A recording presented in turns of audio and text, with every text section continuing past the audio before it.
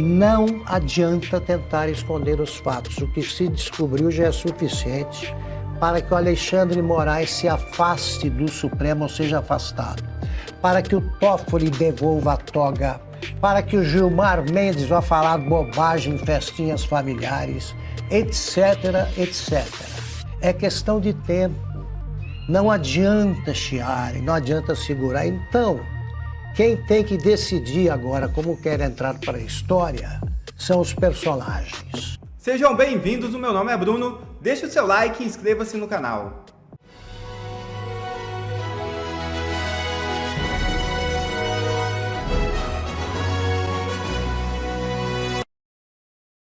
Pessoal, médico psiquiatra analisa Lula brincando de aviãozinho e diagnostica quadro demencial. É isso mesmo.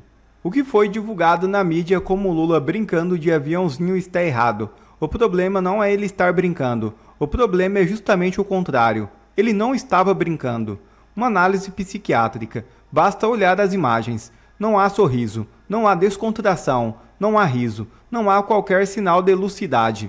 O rosto é sério, a expressão é rígida, a atitude é concentrada. Isso muda completamente a interpretação do que está acontecendo.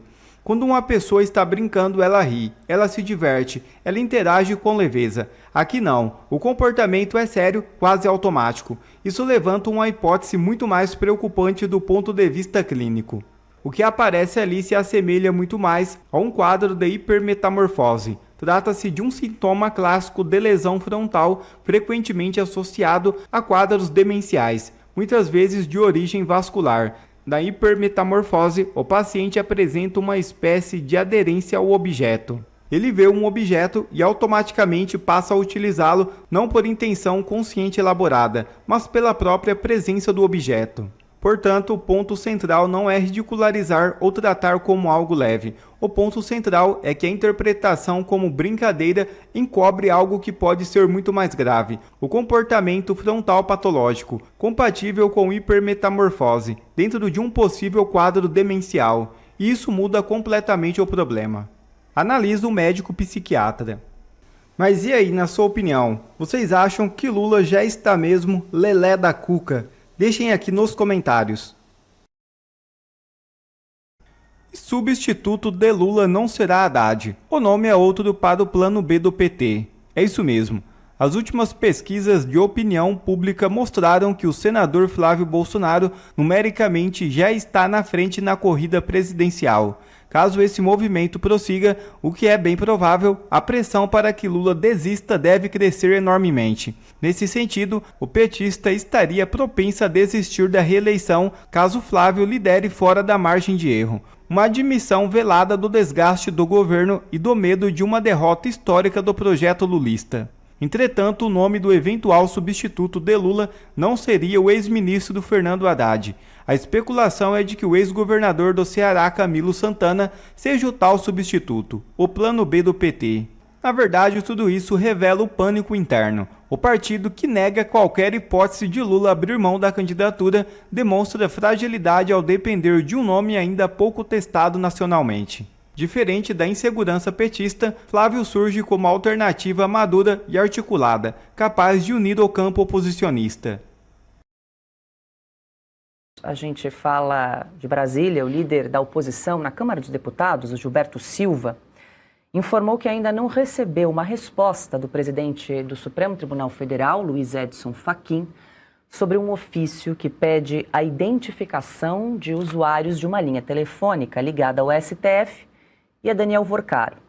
O pedido envolve um número registrado no sistema oficial do STF que teria mantido contato com Vorcaro. Em resposta a um primeiro ofício, a Diretoria-Geral do STF informou que a responsabilidade por fornecer esse tipo de dado é da presidência da Corte. Diante disso, a oposição protocolou um novo pedido com prazo definido para retorno. O comunicado afirma que a solicitação busca identificar quem usava o celular e que não haveria impedimento para fornecer a informação. A oposição também informou que, se não houver resposta dentro do prazo, poderão ser tomadas medidas administrativas e legais. O pedido termina com a cobrança sobre a identidade do responsável pelo telefone. Piotr, já falamos desse caso algumas vezes, a oposição, com razão, insiste. A única informação que eles querem saber é o seguinte: quem estava com o celular que recebeu a seguinte mensagem no dia da prisão de Daniel Vorcaro, lá em novembro do ano passado? Conseguiu bloquear? É isso. É Exatamente. simples. Aliás, é uma informação que o Supremo tem, consultando qualquer registro ali de quem pegou esse celular e com quem estava. Não é difícil essa informação. Por que tanta sonegação, então? Por que sonegar essa informação? Por que a demora? Porque quem estava não deveria estar, ou quem estava é alguém que não poderia estar. Quer dizer, poxa, as informações que se tem, ou que se presume, melhor dizendo, até porque o Vorcaro contratou o escritório da dona Viviane Barsi de Moraes, a esposa do ministro Alexandre de Moraes, e não ligou para ela, ligou para este número, que pertence ao Supremo. Até aí a informação. A pergunta é se exatamente o ministro Alexandre de Moraes quem atendeu, porque não se tem as conversas, dado aquele problema de apaga-se depois, enfim, tudo mais. O ministro Fachin, que está tão interessado, eu estou imaginando que esteja, em sanear o Supremo, reconhecendo que ele tem problemas sérios. Inclusive, sugerir um código de ética. Qual é a ética de alguém que sugere um código de ética que nega, como presidente do tribunal, em última instância, ele é o presidente do tribunal, a mera informação de a quem pertencia ou com quem estava determinado telefone com aquele número? Está negando ao Congresso Nacional, que tem por obrigação constitucional ser vigilante, ser exatamente quem faz cobrança, quem, obviamente, vigia os outros poderes em nome da vontade popular. Não dá, não cola código de ética para quem nega uma informação tão básica como essa. Por quê? Há receio de mostrar, por exemplo, que está com um ministro que, por exemplo, está envolvido em algum caso, ou que está sob suspeição ou sendo investigado? Nega tanto porque não gosta que a informação seja divulgada, tem medo da informação. Prova escondida de forma muito, muito intensa revela muita coisa. Isso vale para a investigação policial ali na delegacia ou em grandes investigações como essa do Congresso Nacional. A pergunta é simples, a resposta é mais simples ainda. Qual o interesse de esconder por tanto tempo?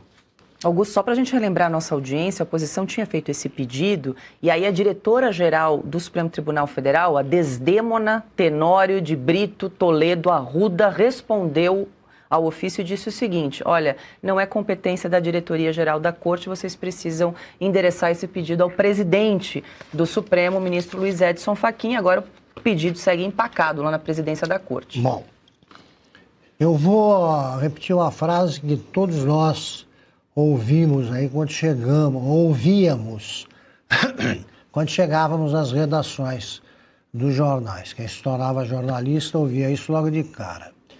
Não adianta brigar com os fatos, ponto. O povo brasileiro quer que a verdade seja apurada e escancarada. Está provado o suficiente que se pode acreditar, o suficiente para que se acredite que estamos diante do maior escândalo financeiro da história. Não adianta querer esconder os fatos quando isso acontece, quando existe o interesse popular e o interesse também de políticos, que vai aumentar.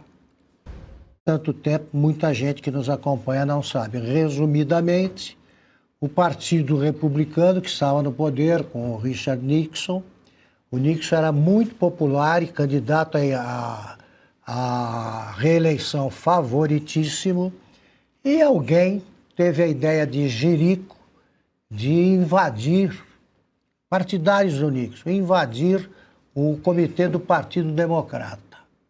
E começou a se descobrir o envolvimento de autoridades nisso aí.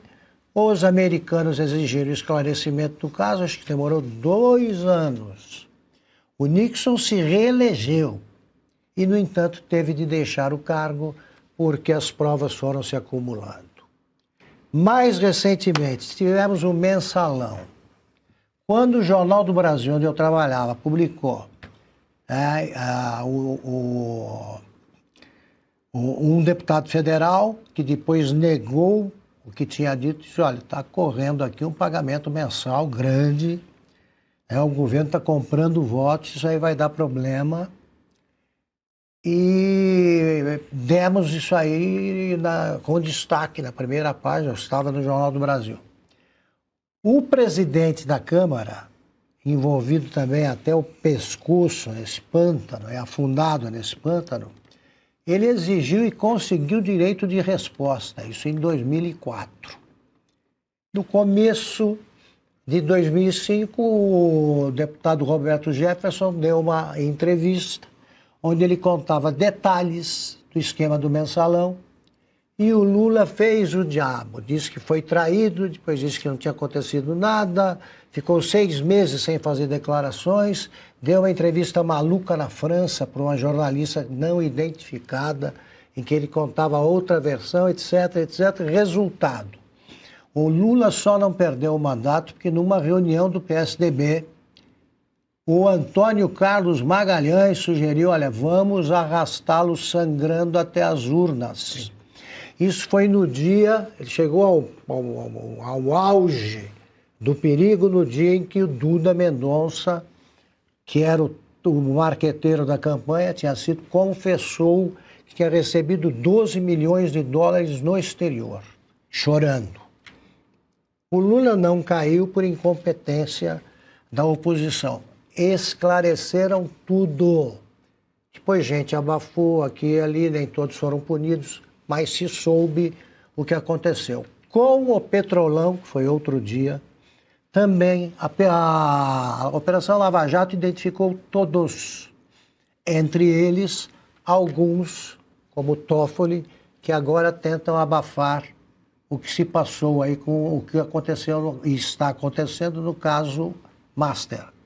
Não adianta tentar esconder os fatos. O que se descobriu já é suficiente para que o Alexandre de Moraes se afaste do Supremo ou seja afastado, para que o Toffoli devolva a toga, para que o Gilmar Mendes vá falar bobagem em festinhas familiares, etc, etc. É questão de tempo. Não adianta chiar, não adianta segurar. Então, quem tem que decidir agora como quer entrar para a história são os personagens. O presidente do Supremo vive dizendo, Fachin, que precisa moralizar aquilo ali, porque se quem pede um código de ética está achando que precisa de regras aquilo ali. Ou ele apressa isso aqui, ou piora a imagem dele. Ninguém vai escapar da condenação popular, que é a pior de todas. É a pior de todas. Vão ser condenados a jamais sair às ruas, etc. Então, estou dando um conselho por ter vivido a história suficientemente para saber quando é possível controlar as coisas e quando não é. Quando não é, nenhum presidente americano condenado à reeleição de tão popular escapa. Escapa. Tem gente que escapa de escândalo, como o Clinton escapou daquele caso que eu também não vou repetir aqui, da Mônica Lewinsky. O Supremo está condenado a ser radicalmente modificado e a ter outra composição. Podem cobrar isso de mim em alguns meses, que seja. Mas eles não têm escapatória. Quem começa a se movimentar muito na areia movediça é que morre. Pois é, Marcelo, é fato, a Anatel já confirmou que o número de celular ali ligado a Daniel Vorcaro está vinculado ao Supremo Tribunal Federal e agora o que a oposição quer saber, quem estava de posse desse celular durante a troca de mensagem. Saberá. E na linha já se sabe, na verdade, será revelado. E na linha do que vocês estavam comentando, Augusto falou agora, você sabe que uma vez eu estava numa audiência trabalhista, como advogado, das pouquíssimas audiências trabalhistas que eu fiz na vida, ainda bem, e eu peguei a testemunha da outra parte mentindo. E eu fiquei cutucando. Eu peguei aquela mentira, eu rodava para cá, mentira, e rodava para lá, mentira. O juiz virou para mim e falou: doutor, o senhor quer a verdade ou humilhar a testemunha? Qual das duas coisas o senhor quer? E eu guardei aquilo, porque eu acho que a gente está diante de uma situação como essa. A gente quer humilhar aqui o Moraes, porque merecido. É merecido. Ou a gente quer a verdade, porque a verdade está posta. Então a questão, veja, a gente sabe que o telefone é funcional, isso já é fato, como disse a Paula aqui. A imprensa já pegou o telefone do Moraes, que foi revelado esse telefone com o qual o Vorcaro conversou, a imprensa já pegou esse número e falou, esse era o número que o Moraes falava com a imprensa. Já sabemos que é o Moraes que usava o telefone. E o Moraes trocou de número, assim que o escândalo começou, o escândalo Master. Quer dizer, está dito, é um fato que o Vorcaro conversou com o Moraes, ponto. Isso já é dado. Agora, a pergunta, então, que o Congresso tem de fazer, não é mais por que o STF, a Desdemona, a mulher aí do Otelo, por que ela não responde de quem é o número? A pergunta é por que diante do fato, não se investiga o Moraes. O banqueiro Daniel Vorcaro deve fechar um acordo de delação premiada na próxima semana com imunidade para familiares e o compromisso de explicar tudo. Segundo pessoas próximas, ele deve admitir lavagem de dinheiro, mas negar envolvimento em organização criminosa. Vamos conversar então com a Anita Prado, que vai chegar ao vivo aqui para conversar com a gente. Anita, seja bem-vinda, bom dia. Qual a expectativa agora, né? Vai sair essa delação, mas com imunidade para familiares. Isso significa que políticos, primeiro escalão, Supremo Tribunal Federal e todo mundo que estiver envolvido vai precisar entrar nessa delação. É uma expectativa ainda, Luara. Bom dia a você, bom dia a todos que nos acompanham. Pessoas próximas ao banqueiro Daniel Vorcaro afirmam que a defesa está na reta final para fechar um acordo de delação premiada até a semana que vem com a Procuradoria-Geral da República e também com a Polícia Federal. De acordo com informações da nossa analista Basília Rodrigues, foram 3 semanas intensas de negociação, uma verdadeira força-tarefa para reunir documentos, mensagens e outros elementos, enquanto Daniel Vorcaro segue preso na Superintendência da Polícia Federal, aqui na capital federal, em Brasília. Bom, segundo interlocutores que conversaram com a nossa Basília Rodrigues, esse material já seria suficiente para preencher ali muitos anexos de uma delação premiada. Mas agora, como você citou, Luara, a estratégia da defesa é negociar os termos do acordo. Ou seja, esse acordo ainda não foi firmado, Daniel Vorcaro ainda está ali tentar alguma vantagem por parte, das informações que ele vai dar, ele quer algo em troca. E quais seriam esses principais pontos que a defesa de Vorcaro deve apresentar? Pois bem, ele quer primeiro a proposta de uma delação premiada coletiva que incluiria nomes de outros investigados no âmbito da Operação Compliance Zero, além de um pedido de imunidade para o seu pai, a sua irmã, enfim, outros familiares envolvidos na operação que foram ali, a gente viu, alvos da segunda fase da Operação Compliance Zero, principalmente no que diz respeito à lavagem de dinheiro. E a ideia é que eles sejam justamente evitados, que eles não sejam imputados, atribuídos a esses crimes. Segundo pessoas que acompanham essas negociações, Vorcaro diz sim estar arrependido, mas nega ter feito ali organizado ou integrado uma organização criminosa. Segundo o que ele disse a esses interlocutores, ele não fez mais do que o jogo que todo mundo joga, entre aspas, e promete detalhar todos os detalhes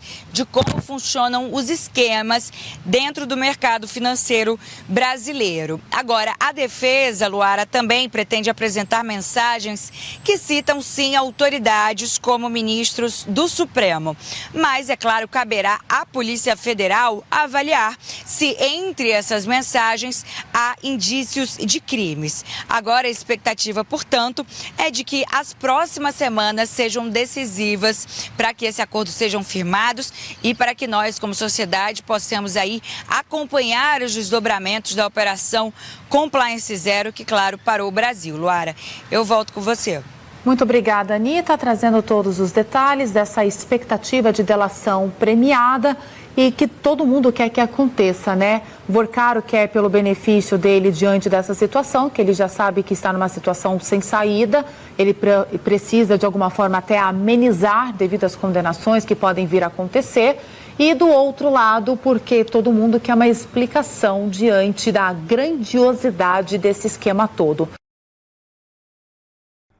Obrigado a você que assistiu esse vídeo até aqui. Deixe o seu comentário e não se esqueça de se inscrever no canal e deixar o seu like. Até a próxima!